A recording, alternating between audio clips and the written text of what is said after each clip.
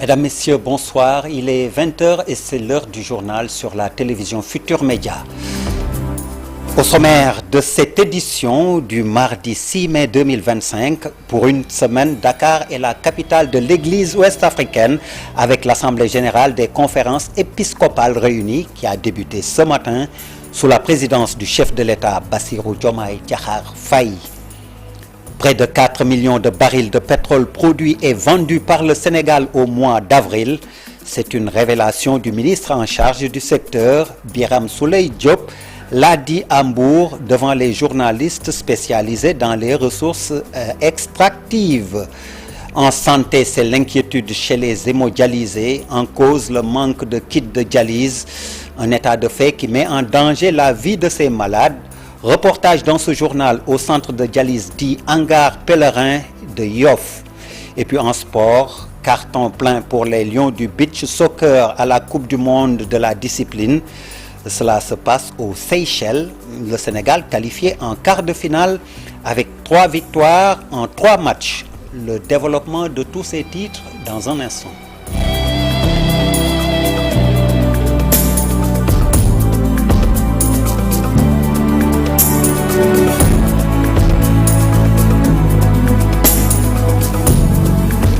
Tout d'abord, le rappel à Dieu de Pape Mignan Ndong.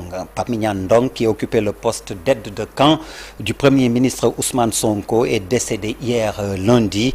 Selon des informations de diverses sources, il aurait succombé à un malaise. Reconnu pour sa loyauté et sa discrétion, Pape Mignan Ndong était un collaborateur très proche du Premier ministre. Sa disparition constitue une perte considérable pour son entourage professionnel et familial. Paix à son âme. Et comme annoncé en titre, pour une semaine, Dakar est le cœur de l'Église ouest-africaine. L'Assemblée générale des conférences épiscopales de l'Afrique de l'Ouest a débuté ce matin. Le chef de l'État, Bassirou Diomaye Diakhar Faye, a présidé l'ouverture au Grand Théâtre. Reportage Habib Faye. Dakar devient le cœur des CEDEAO. Les conférences épiscopales réunies d'Afrique de l'Ouest ont débuté leur assemblée générale ce matin. Une minute de silence en l'honneur du défunt pape François. Monseigneur André Gueye, par ailleurs archevêque de Dakar, bénit le public. Cette 5e édition a réuni les archevêques d'Ouest africains.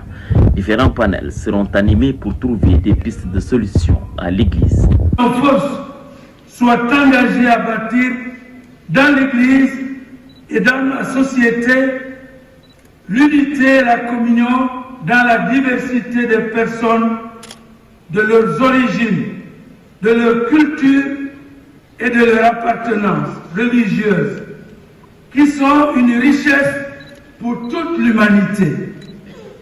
Baliser les chemins pour l'Église famille de Dieu en Afrique de l'Ouest. Des pistes et des solutions concrètes aux problématiques structurantes que nous aurons identifiées par nos différents panels et ateliers de travail. Le chef de l'État Bassirou Diomaye Faye, qui a présidé la cérémonie d'ouverture, fait de l'Église un allié sûr. Profonde que j'ai fait de la vérité, du dialogue et de la paix les lignes directrices de ma gouvernance et les marqueurs de ma volonté inébranlable d'inclusion sociale et d'unité de notre nation. Cela m'amène à souligner la contribution essentielle et irremplaçable de l'Église au développement de nos pays. En effet, par son engagement dans l'éducation, la santé, la formation professionnelle, elle est une alliée sûre et incontournable de l'État. Ces évêques vont réfléchir durant leur séjour dans la capitale sénégalaise sur la construction d'une église synodale et autonome au service de la justice et de la paix en Afrique de l'Ouest. Habib Faye, nous restons avec la religion, mais à Diourbel cette fois-ci, pour parler des maîtres coraniques qui demandent la révision des contrats liant les daara modernes à l'État du Sénégal à travers une conférence religieuse organisée dans la commune. Les maîtres coraniques ont déploré les emprisonnements à tort, selon eux, de certains d'entre eux. Par ailleurs, ils exigent une alternative à la mendicité des talibés. Babacar Diouf, Nongo Ndiaye à Diourbel. Le slogan du nouveau régime a bien sa place dans le monde des daara. Ce qui se passe dans les daara modernes est incompréhensible. L'État entre dans un daara, il laisse de côté le maître coranique, il paye l'enseignant chargé d'enseigner le français. Ça ne se comprend pas. Il faut qu'il corrige. C'est ça qu'on appelle le djub-djubal djubanti. Il faut. Avant de penser éradiquer la mendicité, il faut d'abord une alternative au phénomène. Avant d'interdire la mendicité, il faut nous proposer une alternative. Les sérignes daara du département de Diourbel ne veulent plus être jetés injustement en prison. L'autre élément, c'est l'emprisonnement des sérignes daara qui n'ont rien fait qu'enseigner. On les accuse à tort, on les envoie en prison, on oublie de les juger. Les maîtres coraniques invitent les députés nouvellement élus à être plus proches des populations. Vous qui avez pris la responsabilité de nous représenter à l'Assemblée nationale, faites votre non-préoccupation. On ne vous a pas élu pour que vous fassiez le déplacement entre Dakar et Diourbel. Ouvrez votre téléphone et parlez aux populations. Depuis que vous êtes élu, nous n'avons rien vu.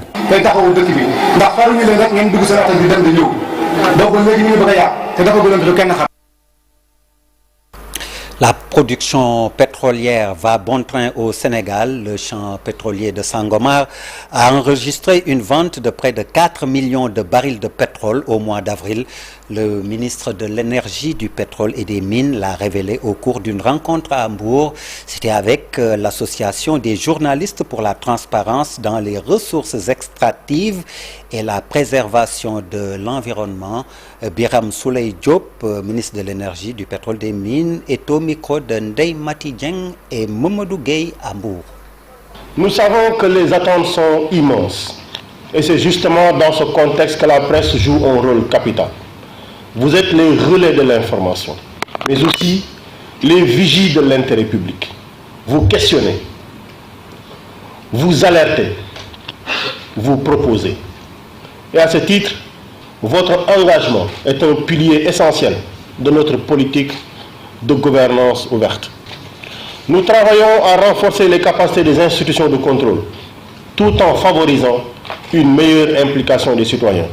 Et nous avons ordonné, sous l'impulsion du président de la République et sous la direction de M. le Premier ministre, la révision des contrats pour tirer le maximum d'avantages de nos ressources. Dans un contexte où les attentes sont fortes et les enjeux multiples et complexes, toute forme de manipulation ou de lecture hâtive de la réalité peut faire le lit de ce que l'on appelle communément la malédiction des ressources. Et nous ne devons pas participer à la promotion de cela. Celle-ci ne se manifeste pas uniquement à travers des choix politiques ou économiques mal avisés. Elle peut avoir comme soubassement une perception publique faussée, souvent entretenue par des écrits déconnectés des faits. C'est pourquoi j'en appelle à votre sens élevé de la responsabilité, de l'éthique et de la rigueur. Vous êtes, en tant que journaliste spécialisé, les garants d'une information juste, éclairée et constructive. Chapitre santé à présent, avec cette alerte rouge chez les hémodialysés. Les malades qui souffrent d'insuffisance rénale font face au manque de kits de dialyse. Les conséquences peuvent être terribles, comme nous le montre ce reportage au centre de dialyse dit Hangar Pèlerin. C'est à l'ancien aéroport de Yoff. Le sujet est signé Pape Faragning. Anna Sambou a manqué sa séance de dialyse aujourd'hui, faute de kit de dialyse.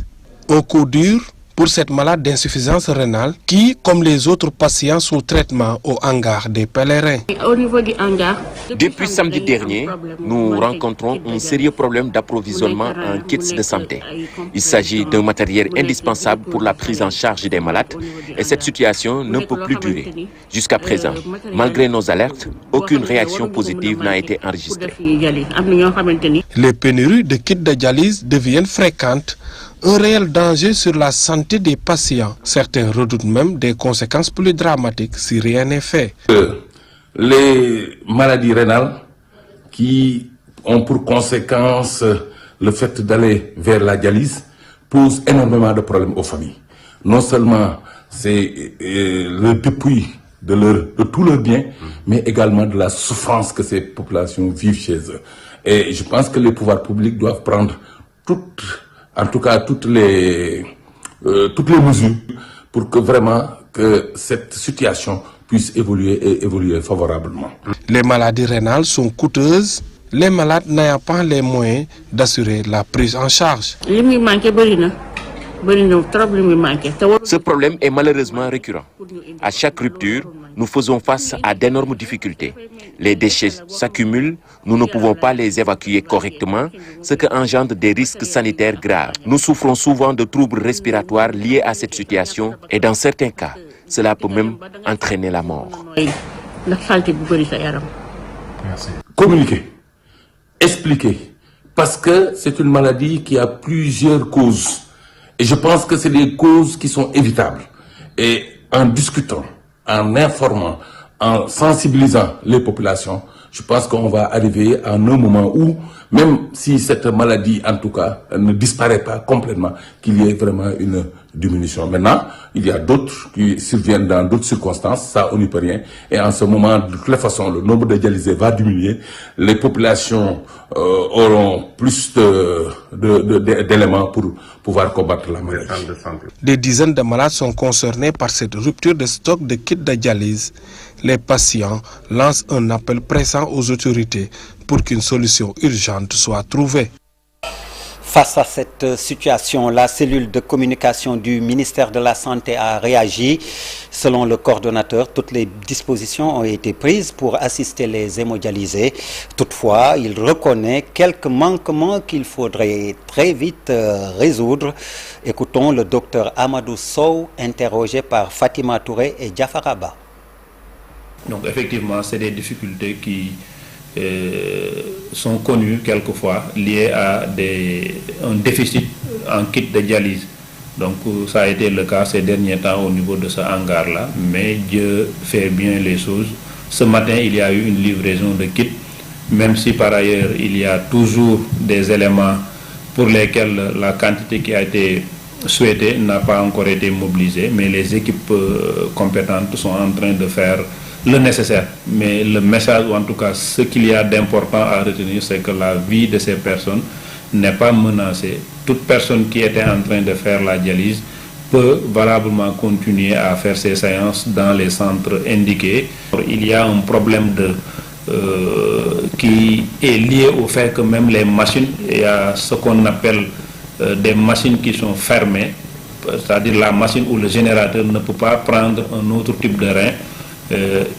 La marque, en tout cas, qui a été fabriquée au départ pour ce générateur-là, il va falloir nécessairement mettre cette marque-là, sinon ça ne fonctionne pas. L'autre élément qu'on peut citer, peut-être, est-ce que les besoins sont suffisamment quantifiés pour pouvoir, en tout cas, prendre les devants et approvisionner le marché.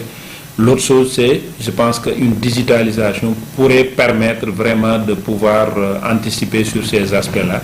48 heures après, nous reparlons de l'accident qui s'est produit sur la route nationale numéro 6 entre Vélingara et Saré-Kouli-Salé et qui a causé la mort de 2 individus, notamment une élève du CM de Saré-Kouli et le chauffeur du minicar. Notre équipe sur place s'est rendue à l'hôpital de Tambacounda où sont admis les blessés et à Saré-Diam, c'est le village de l'élève qui a perdu la vie dans l'accident. Mamadou Diouf retrace le film du drame, reportage. Jour après l'accident qui s'est produit sur la route de Vélingara et qui a occasionné la mort de 2 individus, notamment une élève du CM de Saré-Kouli-Salé et le chauffeur du minicar qui transportait les élèves et leurs encadreurs qui devaient se rendre à une sortie pédagogique. Nos équipes se sont rendues à l'hôpital de Tambacounda où sont admis les blessés. Leurs parents, visiblement sous le choc, sont revenus sur le film de ce drame. Ma fille fait partie des victimes. J'ai reçu l'appel d'un inconnu qui m'a fait part de l'accident. D'ailleurs, c'est lui-même qui m'a dit que ma fille s'est fracturé la jambe. Et aussitôt, je me suis rendu sur les lieux. Mais croyez-moi, c'est horrible ce qu'on a vu. Heureusement, elle n'a pas perdu la vie. Elle fait la classe de 6e dans ce collège.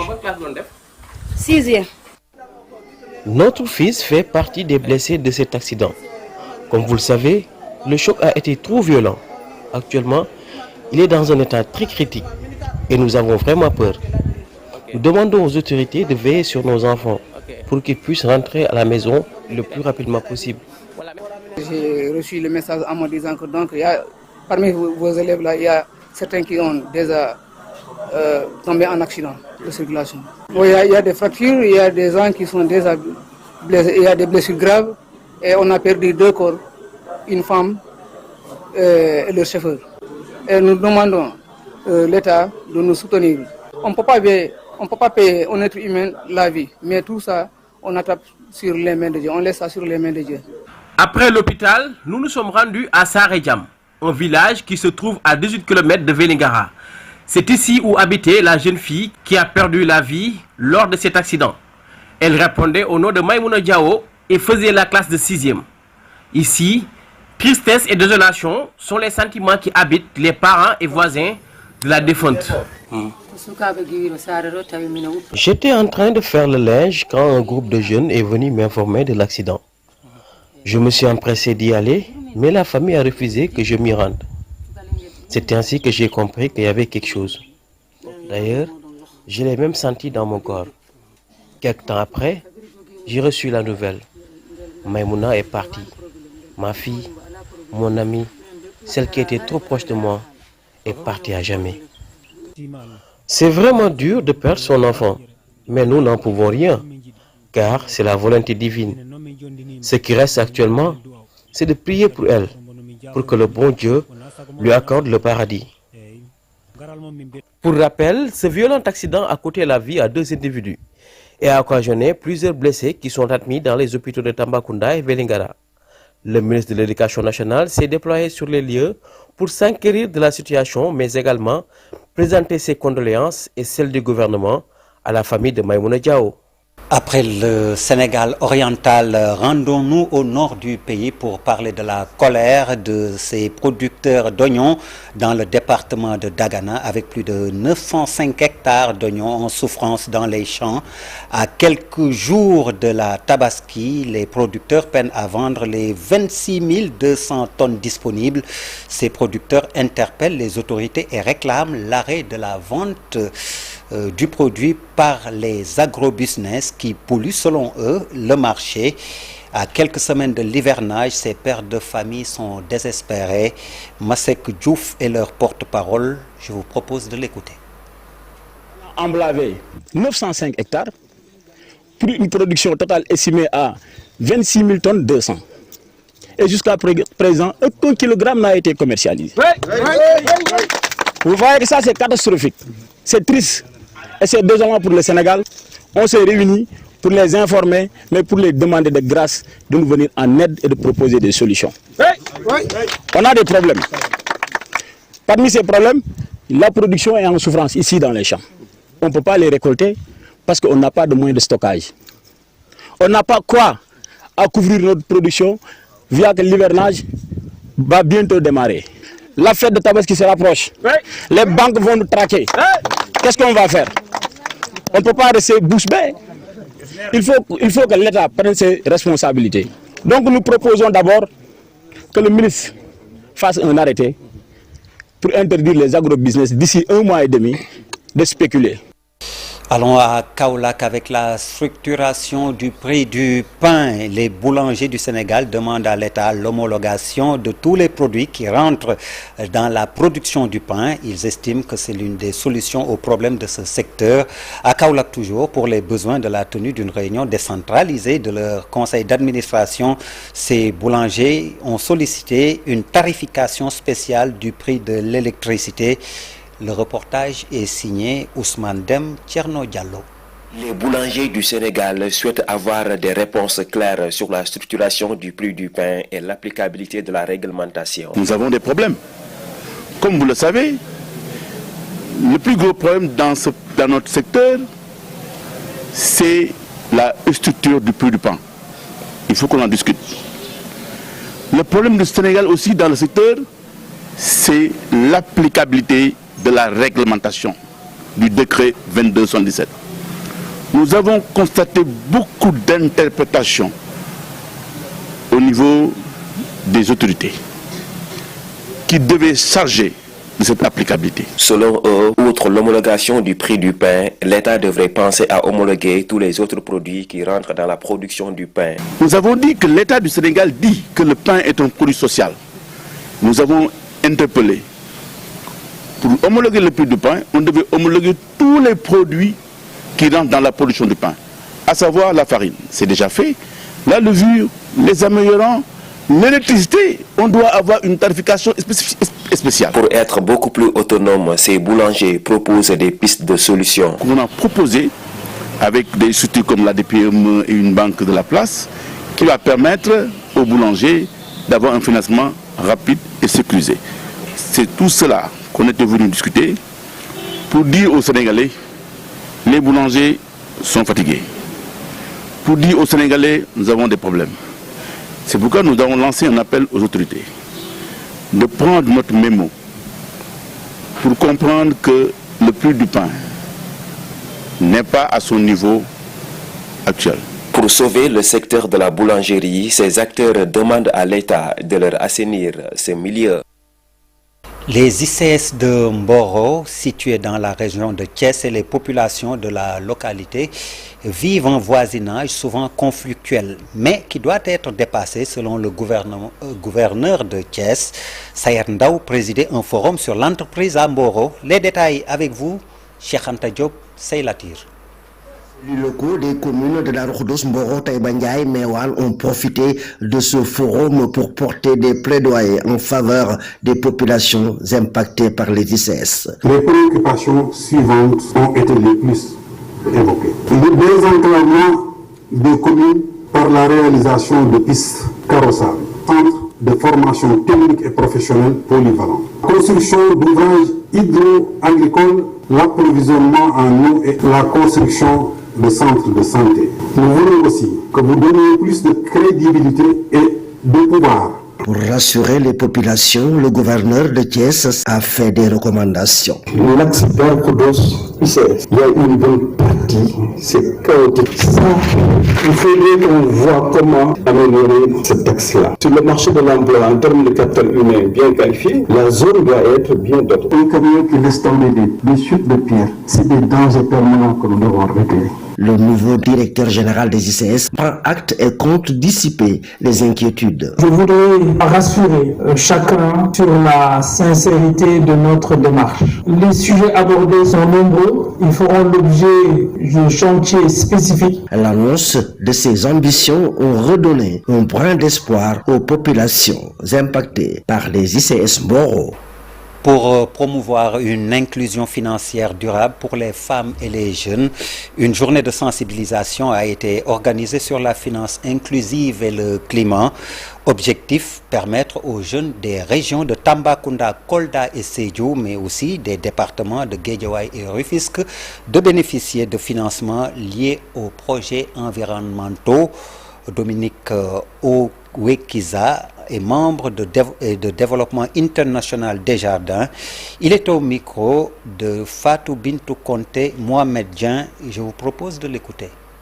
Avec des institutions financières pour avoir de l'épargne, avoir du crédit pour leurs entreprises, leurs activités génératrices de revenus. Et aujourd'hui, on ne peut pas ignorer l'impact que le climat a sur ces activités des femmes et des jeunes. Et donc, oui, c'est un enjeu majeur aujourd'hui au Sénégal. Aujourd'hui, on ne peut pas travailler comme on faisait il y a peut-être 50 ans. Si on veut travailler pour l'avenir, parce que la planète nous appartient, mais ça appartient à des générations futures. Donc si nous voulons financer les activités des clients, des bénéficiaires, il faut aussi regarder quel impact ça va avoir sur le climat et quel impact ça va avoir sur les générations futures. Toutes nos excuses pour la qualité de cet élément. Parlons de la FIARA, édition 2025, avec une journée spéciale dédiée au ministère de la Famille et des Solidarités, au CICES, marquée par des expositions, des panels Entre autres, le ministre de la Famille des Solidarités a magnifié le thème retenu pour l'édition 2025, souveraineté alimentaire, enjeux, défis et perspectives. Maïmouna Dieye, que je vous propose d'écouter. Impose comme un cadre de référence pour la valorisation des activités du secteur primaire, l'exposition des innovations techniques et technologiques, le renforcement des liens entre les acteurs du secteur, mais aussi pour la réflexion sur les politiques d'accompagnement de la production nationale. L'édition 2025, axée sur le thème souveraineté alimentaire, enjeux, défis, perspectives, s'inscrit pleinement dans la vision de son Excellence, Monsieur le Président de la République, Monsieur Bassirou Diomaye Diakhar Faye, tel que porté par l'agenda national de transformation Sénégal 2050 qui ambitionne de bâtir un Sénégal souverain, juste et prospère. La thématique spécifique de cette journée du ministère de la Famille et des Solidarités, autonomisation économique des femmes et protection sociale, des leviers pour garantir la souveraineté alimentaire, cadre parfaitement avec les missions fondamentales de mon département. La page des sports à présent avec le mondial de beach soccer 2025 et ce carton plein pour le Sénégal dans le groupe C. 3 sorties, 3 victoires. La dernière, 7-3 contre le Chili. Les Lions qualifiés donc pour les quarts de finale face à l'Italie. Ce sera ce jeudi à partir de 15h GMT. Ngala Sylla, le sélectionneur national des Lions de la plage, que je vous propose d'écouter. Vraiment sur la victoire, c'est bien vrai, on a fait un carton plein. Mais après voilà, il fallait féliciter les jeunes, mais l'objectif est loin d'être atteint, il faut continuer à se concentrer et focaliser sur les quarts de finale. Ça ce n'est que pas de remise parce que pour moi, le Sénégal a été éliminé l'année dernière. Une nouvelle fois, toutes nos excuses pour la qualité sonore de cet élément. Nous terminons avec la randonnée pédestre, la grande randonnée de pédestre de Dakar qui a vécu, première édition du genre. C'était dimanche dernier un événement de la Ligue de Dakar qui a réuni les membres de 70 clubs de la région. L'objectif est de participer à la cohésion sociale. Cette grande randonnée de pédestre va être pérennisée. Le compte-rendu est signé Chersad Boudjara et Alun Diagne. Pour sa première, la grande randonnée pédestre de Dakar est une belle réussite. La Ligue régionale de cette discipline a relevé le défi de l'organisation et de la participation. Les clubs sont venus, les 70 clubs de Dakar et environ sont là. C'est une activité parmi une feuille de route qui comprend environ 30 activités qui ont pu être réalisées. Celle-là, c'est la dernière et nous remercions le Dieu d'avoir été soutenu et aidé par la fédération, les partenaires. Nous remercions également le ministre des Sports, représenté ici par l'inspecteur régional des Sports. Nous remercions tous les clubs présents. Ça a été un challenge, un défi que nous avons reçu. C'est la première édition, celle de Dakar, qui sera institutionnalisée, labellisée et tenue chaque année, Inch'Allah. La grande randonnée de Dakar, de sport dans une bonne ambiance. Une randonnée de 8 km et c'était vraiment exaltant. Donc c'était une joie de partager ces moments avec la fédération et la Ligue. Donc, comme ils l'ont dit, la randonnée est vecteur de santé.